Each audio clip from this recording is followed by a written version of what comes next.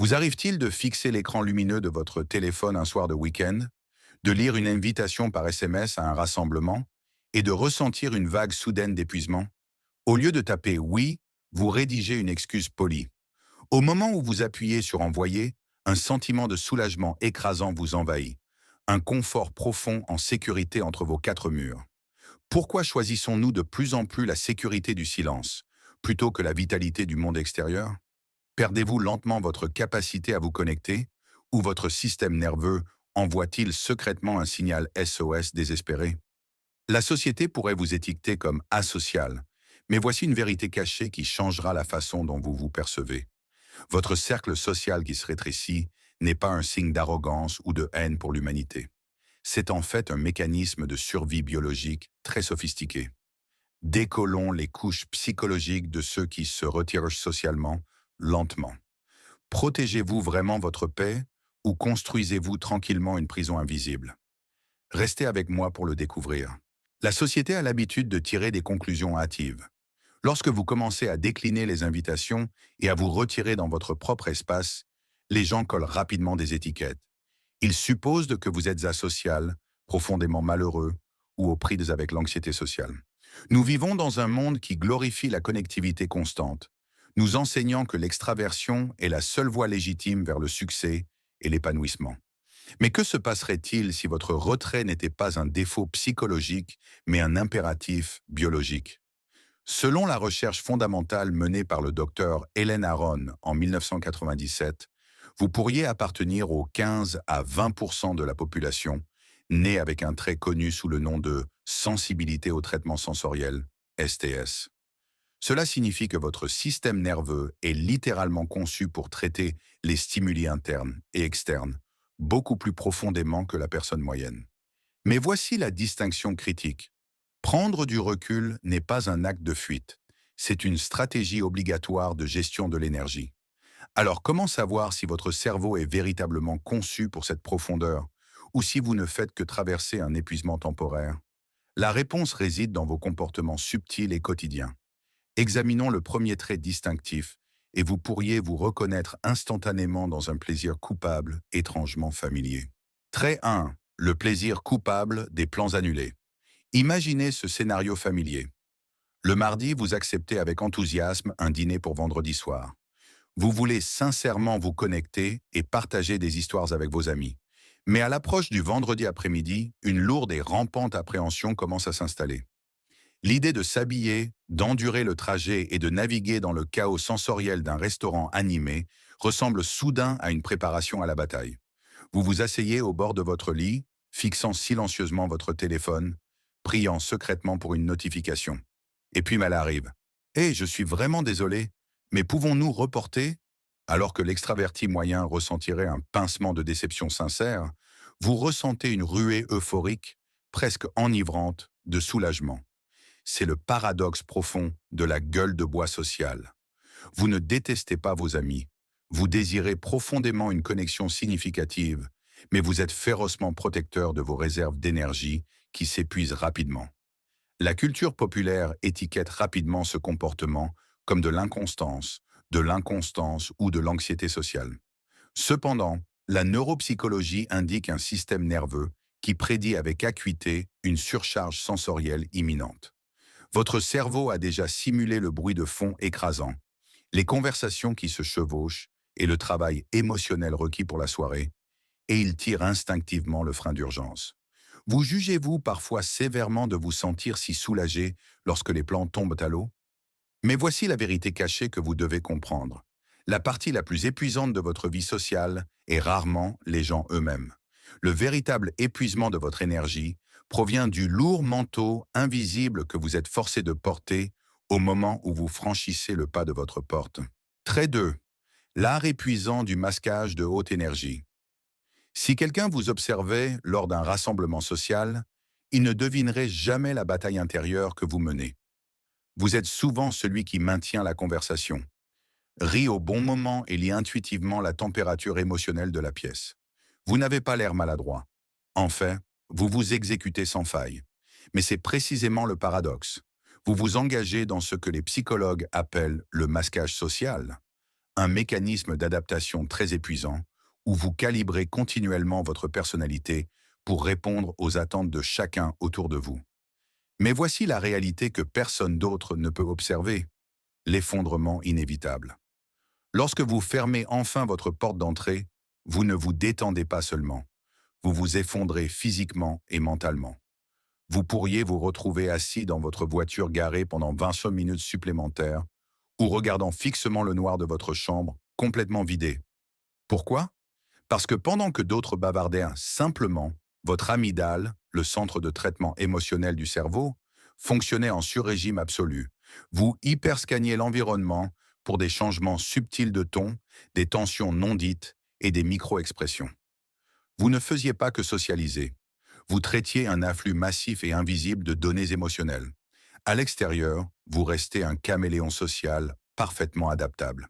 Pourtant, à l'intérieur, votre norme de ce qui rend une relation véritablement digne de votre énergie s'est considérablement transformée, conduisant à une contradiction fascinante concernant qui vous laissez réellement entrer dans votre vie.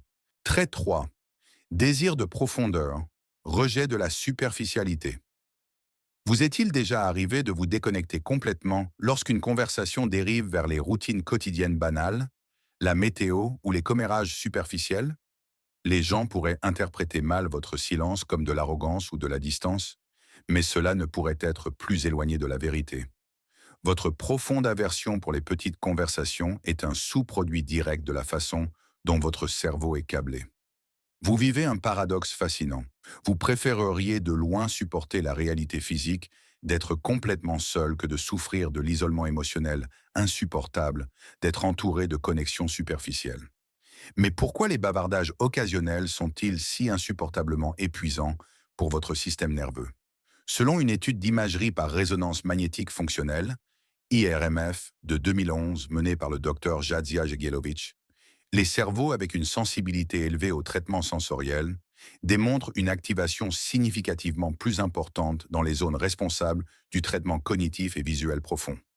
Votre mécanisme mental est fondamentalement construit pour la profondeur de traitement. S'engager dans de petites conversations force votre cerveau à fonctionner à contre-courant de sa nature, entraînant une fatigue cognitive rapide. Pourtant, plongez-vous dans une conversation à 2 heures du matin sur les traumatismes d'enfance, les peurs existentielles ou le sens caché de la vie, et vous possédez soudainement une énergie illimitée. Vous n'êtes pas asocial. Vous êtes simplement très sélectif quant à l'endroit où vous investissez votre monnaie cognitive limitée. Alors, qu'est-ce qui a précisément programmé votre système nerveux pour être si farouchement perspicace? Ne vous précipitez pas pour blâmer vos niveaux de stress ou vos circonstances actuelles. La vraie réponse nous oblige à regarder beaucoup plus profondément dans votre plan biologique et votre passé. Pourquoi votre système nerveux est-il si farouchement perspicace? Cela se résume à un puissant mélange de neurobiologie innée et de stratégies de survie adaptative précoce. Jetons d'abord un coup d'œil à l'architecture du cerveau. Les individus très sensibles possèdent une insula hyperactive, la région du cerveau responsable de la conscience émotionnelle profonde et de l'empathie. Une étude IRMF Pivot de 2014, menée par le docteur Bianca Acevedo, a révélé que lorsque les personnes très sensibles observent les émotions des autres, leur cerveau montre une activation significativement plus forte que chez la personne moyenne. Par conséquent, pour vous, chaque interaction sociale n'est jamais un simple échange de mots. C'est une absorption involontaire de tout le corps, du poids émotionnel entier de la pièce. Maintenant, combinez cette base biologique avec votre environnement de la petite enfance. Si vous avez grandi dans un foyer où vous deviez constamment surveiller l'humeur des adultes pour rester en sécurité, ou si vous sentiez intuitivement le besoin d'être invisible pour éviter d'être un fardeau, votre cerveau a été effectivement entraîné à rester dans un état permanent d'hypervigilance. Mais voici la partie la plus fascinante, mais profondément épuisante, de cette architecture mentale. Votre cerveau sait rarement comment désactiver ce radar de détection des menaces en public. Se retirer dans votre zone de confort absolu, annuler des plans, s'asseoir en silence, éviter les foules, est le seul moyen garanti de couper cet apport sensoriel écrasant. Votre solitude n'est pas un signe d'amertume asociale, c'est une nécessité biologique critique pour la décompression neuronale. Ce sanctuaire de silence est indéniablement paisible et fondamentalement vital pour votre bien-être. Cependant, il y a un danger caché qui guette dans ce confort tranquille. La frontière entre la protection farouche de votre énergie et l'emprisonnement silencieux de vous-même est parfois aussi mince qu'une seule feuille de papier. C'est là que nous devons marquer une pause et réfléchir. Bien qu'honorer votre besoin biologique de solitude soit un acte puissant de soin de soi, nous devons faire attention à ne pas romantiser l'isolement chronique. Il est dangereusement facile d'utiliser votre sensibilité comme un bouclier permanent, évitant le travail nécessaire, parfois inconfortable, de guérison des traumatismes relationnels passés. Rappelez-vous, le seuil de chaque individu est profondément différent, façonné par des antécédents culturels uniques, des histoires personnelles et des environnements actuels.